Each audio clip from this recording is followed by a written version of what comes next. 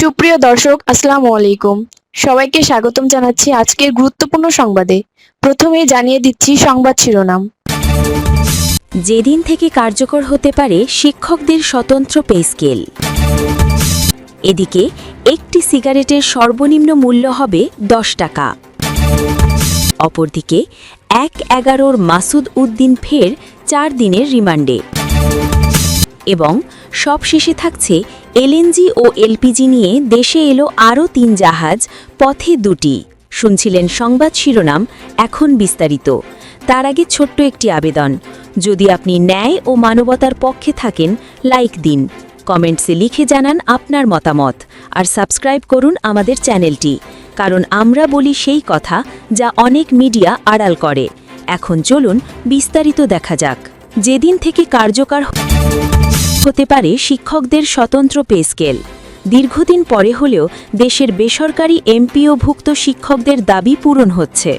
নবম পে স্কেলের আওতায় থাকা স্কুল, কলেজ, মাদ্রাসা ও বিশ্ববিদ্যালয়ের শিক্ষকরা বহুদিন ধরেই নিজেদের জন্য একটি স্বতন্ত্র বেতন কাঠামোর প্রণয়নের দাবি জানিয়ে আসছিলেন। অবশেষে এ বিষয়ে ইতিবাচক মনোভাব প্রকাশ করেছে শিক্ষা মন্ত্রণালয়, যা সংশ্লিষ্টদের মধ্যে আশার সঞ্চার করেছে। তবে কবে থেকে তা কার্যকর হবে এ নিয়ে নানা মহলে কৌতূহল দেখা দিয়েছে। শিক্ষা মন্ত্রণালয়ের একটি নির্ভরযোগ্য সূত্র জানিয়েছে, খুব শিগগিরই এমপিওভুক্ত শিক্ষকরা আলাদা বেতন কাঠামোর আওতায় আসতে পারেন। এ সংক্রান্ত একটি পরিপত্র জারির প্রস্তুতি চলছে। বাস্তবায়নের নির্দিষ্ট সময়সীমা এখনও নির্ধারিত হয়নি, তবে মন্ত্রণালয়ের ভেতরে এ নিয়ে আলোচনা অব্যাহত রয়েছে। ধারণা করা হচ্ছে 2026-27 অর্থবছরের বাজেট অধিবেশনের মধ্যে দিয়ে কার্যকর হতে পারে শিক্ষকদের স্বতন্ত্র পে স্কেল। নীতি নির্ধারকরা বলছেন, নতুন পে স্কেল কার্যকর করতে হলে পে কমিশনের সুপারিশ, সরকারের চূড়ান্ত অনুমোদন এবং গেজেট প্রকাশ, এই 3টি ধাপ সম্পন্ন করতে হয়। এসব প্রক্রিয়া শেষ না হওয়া পর্যন্ত স্বতন্ত্র পে স্কেল বাস্তবায়ন সম্ভব নয়। এর আগে অন্তর্বর্তী সরকারের গঠিত পে কমিশন জানিয়েছিল, শিক্ষকদের জন্য স্বতন্ত্র বেতন কাঠামো নির্ধারণ তাদের এখতিয়ারের মধ্যে পড়ে না। তাদের মতে এ ধরনের সিদ্ধান্ত নেওয়ার দায়িত্ব বাংলাদেশ সার্ভিস কমিশনের, ফলে তারা এ বিষয়ে কোনো উদ্যোগ নেয়নি। তবে বর্তমান সরকার সেই অবস্থান থেকে সরে এসে শিক্ষকদের দাবি বিবেচনায় নিয়ে কার্যকর পদক্ষেপ গ্রহণের দিকে অগ্রসর হচ্ছে। অন্যদিকে বিভিন্ন শিক্ষক সংগঠন ও জোট ইতোমধ্যে শিক্ষা মন্ত্রণালয়ে তাদের প্রস্তাব জমা দিয়েছে। এসব প্রস্তাবে বিদ্যমান বেতন কাঠামোর প্রথম থেকে 7ম গ্রেড অপরিবর্তিত রেখে নিচের গ্রেডগুলো পুনর্বিন্যাস করতে সুপারিশ করেছে। প্রস্তাবিত কাঠামো অনুযায়ী প্রথম গ্রেডে শিক্ষকদের মূল বেতন নির্ধারণ করা হয়েছে 1,56,000 টাকা। এর পাশাপাশি বছরে 2.5% হারে ইনক্রিমেন্ট, 3,000 টাকা চিকিৎসা ভাতা, মূল বেতনের 40% বাড়ি ভাড়া এবং 1,500 টাকা শিক্ষা ভাতা অন্তর্ভুক্ত করার কথা বলা হয়েছে। এছাড়া 2 থেকে 7 গ্রেড পর্যন্ত প্রস্তাবিত মূল বেতন যথাক্রমে 1,40,000 টাকা, 1,25,000 টাকা, 1,10,000 টাকা, 95,000 টাকা, 88,000 টাকা এবং 70,000 টাকা নির্ধারণের সুপারিশ করা হয়েছে। নিম্ন গ্রেডের ক্ষেত্রে 8ম গ্রেডে 62,000 টাকা, 9ম গ্রেডে 55,000 টাকা, 10ম গ্রেডে 50,000 টাকা, একাদশ গ্রেডে 45,000 টাকা, দ্বাদশ গ্রেডে 40,000 টাকা, ত্রয়োদশ গ্রেডে 35,000 টাকা এবং চতুর্দশ গ্রেডে 30,000 টাকা প্রস্তাব করা হয়েছে। এই প্রস্তাবে কেবল বেতন বৃদ্ধিই নয়, বিভিন্ন ভাতা ও সুযোগ সুবিধা বাড়ানোর বিষয়টিও গুরুত্বের সঙ্গে তুলে ধরা হয়েছে। একই সঙ্গে বিভিন্ন গ্রেডে ভিন্ন হারে বেতন বৃদ্ধির প্রস্তাব রাখা হয়েছে, যাতে সামগ্রিকভাবে শিক্ষকদের আর্থিক অবস্থার উন্নতি ঘটে। এদিকে একটি সিগারেটের সর্বনিম্ন মূল্য হবে 10 টাকা। দেশের তরুণ প্রজন্মকে ধূমপানে নিরুৎসাহিত করতে এবং জনস্বাস্থ্য রক্ষায় সিগারেটের কর কাঠামোতে বড় ধরনের পরিবর্তনের দাবি তুলেছেন বিশেষজ্ঞরা। আগামী 2026-27 অর্থবছরের বাজেটকে সামনে রেখে সিগারেটের নিম্ন ও মধ্যম স্তর একীভূত করে প্রতি 10 শলাকার প্যাকেটের দাম সর্বনিম্ন 100 টাকা নির্ধারণের প্রস্তাব করা হয়েছে। অর্থাৎ বাজারে প্রতিটি সিগারেটের সর্বনিম্ন মূল্য হবে 10 টাকা। বৃহস্পতিবার 9 April national heart foundation of বাংলাদেশের আয়োজনে তামাক কর বৃদ্ধি, জনস্বাস্থ্যের সাংবাদিকদের করণীয় শীর্ষক একটি কর্মশালায় এই দাবি জানানো হয়। অনুষ্ঠানে মূল প্রবন্ধ উপস্থাপন করেন ঢাকা বিশ্ববিদ্যালয়ের স্বাস্থ্য অর্থনীতি ইনস্টিটিউটের অধ্যাপক সাফিউন নাহিন শিমুল।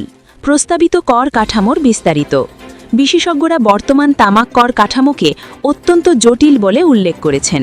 তাদের প্রস্তাব অনুযায়ী নিম্ন ও মধ্যম স্তর একীভূত করে 10 শলাকার প্যাকেটের দাম 100 টাকা করতে হবে। উচ্চ স্তরের 10 শলাকার দাম 150 টাকা এবং প্রিমিয়াম স্তরের দাম 200 টাকা করার প্রস্তাব করা হয়েছে।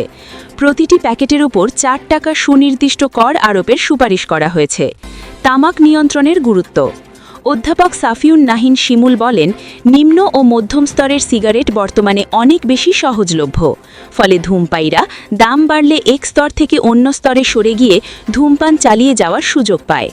এই 2 স্তর এক করে দাম বাড়ানো হলে প্রায় 3,72,000 তরুণের ধূমপান শুরু করার প্রবণতা কমবে এবং সরকারের রাজস্ব আয়ও বৃদ্ধি পাবে। স্বাস্থ্য ঝুঁকি ও অকাল মৃত্যু রোধ।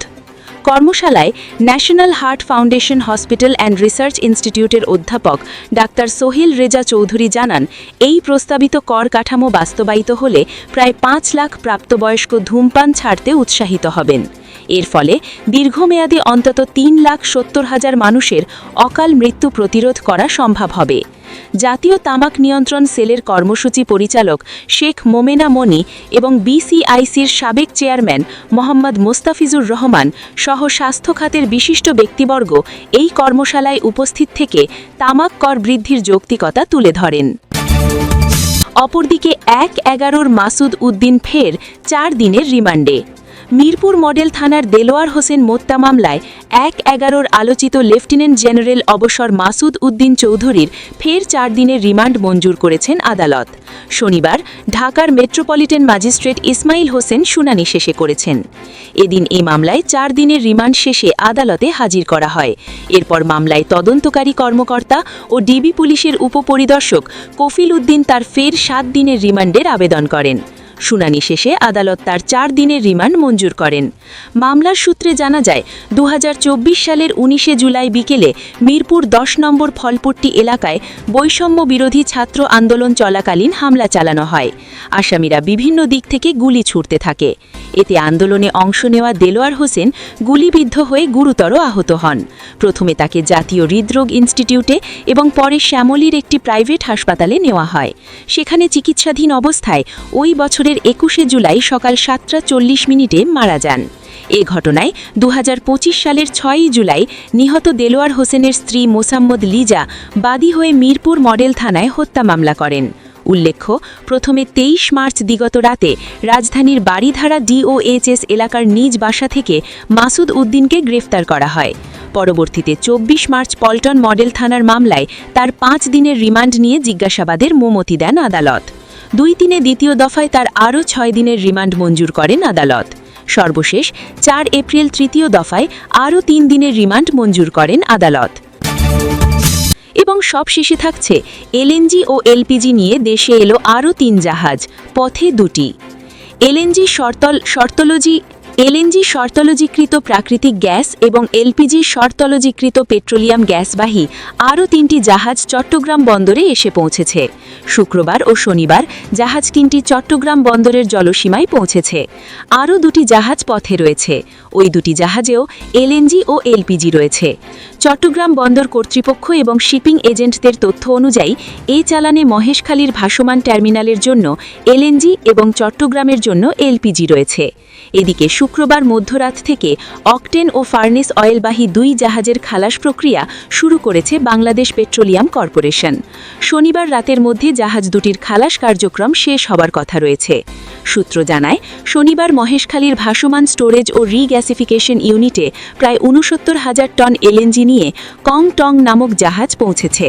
এর আগে শুক্রবার একই টার্মিনালে প্রায় 69,000 টন এলএনজি নিয়ে ইএমইআই নামক একটি জাহাজ পৌঁছেছে। একই দিনে মালয়েশিয়া থেকে 2,470 ক্যার্গো নিয়ে মর্নিং জেলি নামক একটি এলপিজি জাহাজ চট্টগ্রাম বন্দরে পৌঁছেছে। এরপর আগামী ১৩ এপ্রিল মালয়েশিয়া থেকে এলপিজি নিয়ে পল নামে একটি জাহাজ চট্টগ্রাম বন্দরে এবং ১৫ এপ্রিল অস্ট্রেলিয়া থেকে ম্যারান গ্যাস হাইড্রো নামক একটি জাহাজ চট্টগ্রাম বন্দরে পৌঁছানোর কথা রয়েছে। সব মিলিয়ে চলতি মাসে ৯টি এলএনজি জাহাজ আসার কথা রয়েছে। এর মধ্যে ২টি জাহাজ চলে এসেছে। প্রতিটি জাহাজে ৬৯-৭০ হাজার টন জ্বালানি রয়েছে। চট্টগ্রাম বন্দর কর্তৃপক্ষের সচিব রেফায়েত হামিম বলেন, গত শুক্রবার থেকে আগামী বুধবার পর্যন্ত জ্বালানিবাহী ৫টি জাহাজ আসছে। এর মধ্যে ৩টি চলে এসেছে, বাকি ২টি পথে রয়েছে। এদিকে মালয়েশিয়া থেকে ২৬,০০০ টন অকটেন নিয়ে আসা মিটি সেন্ট্রাল স্টার নামক একটি ট্যাঙ্কার বৃহস্পতিবার চট্টগ্রাম বন্দরের ডলফিন জেটিতে ভিড়ে। একই সময়ে ভিড়েছে ২৫,৮৬৪ টন ফার্নেস অয়েলবাহী এমটি ইস্টার্ন কুইন্স নামে আরেকটি জাহাজ। শুক্রবার মধ্যরাত থেকে এ দুটি জাহাজের খালাস শুরু হয়েছে। শনিবার রাতের মধ্যে খালাস শেষ হওয়ার কথা রয়েছে। বিপিসির এক কর্মকর্তা বিষয়টি নিশ্চিত করেছেন।